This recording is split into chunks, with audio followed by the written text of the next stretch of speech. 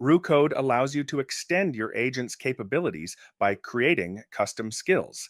This lets you define specific behaviors or complex workflows that your agent can tap into whenever needed. To get started, head into your settings and select the Skills tab. Here you'll see two sections: Project and Global Skills. Project skills are specific to your current repository, while global skills are available across every project you work on. To add a new capability, click the Add Skill button. A new window will appear. All you need to do here is enter a name for your skill and a clear description of what it does.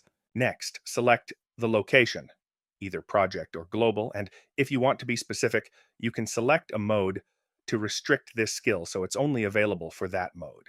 Once you click Create, a Markdown file will open in your editor. This is where you define the skill's logic. Paste your content here and save the file.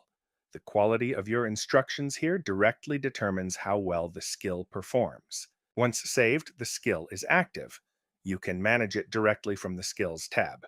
You can use the gear icon to change which modes can access it, or use the Edit and Delete buttons to refine your library. It's a practical way to keep your agent focused on your specific project needs.